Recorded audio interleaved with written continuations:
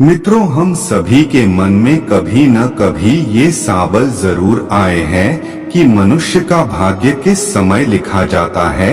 हम सभी अक्सर कई लोगों को ये कहते या फिर सुनते आ रहे हैं, किस्मत का लिखा कोई नहीं मिटा सकता है, यानी कि जो किस्मत में लिखा है वो करके ही रहेगा। लेकिन हम ये नहीं सोचते कि हमारे भाग्य में क्या लिखा है। अगर भाग्य पहले से तय हो जाता है तो क्या कर्म से भाग्य बदला जा सकता है? इस संसार में कर्म को मानने वाले लोग कहते हैं कि भाग्य नहीं होता है, और भाग्य वाले लोग कहते हैं कि भाग्य में जो लिखा है वही ही होगा। अर्थात कर्म और भाग्य, ये दो बिंदुओं के दूरी पर व्यक्ति घूमता रहता है और एक दिन इस दुनिया को अलविदा कहकर चला जाता है। ईश्वर ऐसे सोचता है कि इसे राजा बनाना है या दरिद्र होना है। जाहिर सी बात है कि वो हमारा कर्म है। इंसान के कर्मों से उसका भाग्य का ही तय होता है। इंसान को कर्म करते रहना चाहिए, क्योंकि कर्म से भाग्य का लिखा बदला जा सकता है। मनुष्य का भाग्य कब लिखा जाता है? जो भी व्यक्ति इस धरती पर जन्म लेता है उसका भविष्य पहले से ही लिखा जाता है। मनुष्य का जन्म कब होगा, कहाँ होगा और उसके जीवन में क्या क्या समस्या आएंगे।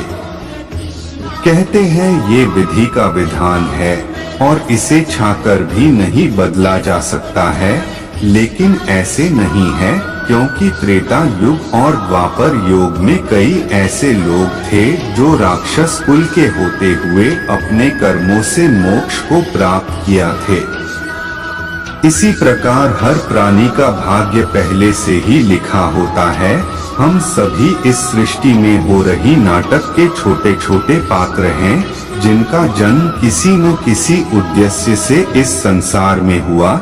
लेकिन इस कलयुग में ये भी पूर्ण सत्य नहीं है। आपका भाग्य आपके कर्म पर आधारित है। अब दोस्तों, आपने ये कहावत तो सुनी होगी कि आप जो बोते हैं वही पाते हैं। अगर आप अच्छे और नेक काम करते हैं तो आपके साथ हमेशा अच्छा ही होता है। लेकिन अगर आपने जीवन में हमेशा बुरे काम ही किए हैं, संभवत इसका दुष्प्रभाव आपको इसी जन्म में देखने को मिलेगा। अपना भाग्य को कैसे बदलें? अपना भाग्य को बदलने के लिए भगवान को याद करते हुए अपना कर्म करते रहना चाहिए, जिससे आपकी किस्मत चमकने की संभावना बनी है। हम कर्म योग के पुरुष और इसका प्रबंधकमान है, इसलिए हमें अपनी कर्म निरंतर सही दिशा में करते रहना चाहिए और बाकी का काम हमारे भगवान खुद देख लेगा। यानी बिना कर्म किए हमें जीवन में कुछ भी नहीं मिल पाता। इसलिए हमारे धर्म ग्रंथों में धर्म कर्म और पुण्य कर्म करने की प्रेरणा दी गई है, क्योंकि यही एकमात्र रास्ता है जो हमें जन्म और मृत्यु के चक्र से बाहर निकाल सकता है।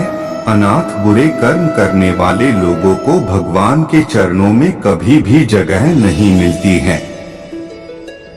इस संसार में जितना भी कुछ है और हम इसे पाना चाहते हैं तो प्राप्त कर सकते हैं, लेकिन जो कर्महीन अर्थात प्रयास नहीं करते उन्हें जिंदगी में कभी भी कुछ हासिल नहीं कर सकते हैं।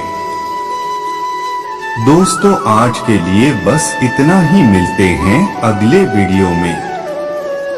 जय श्री कृष्णा।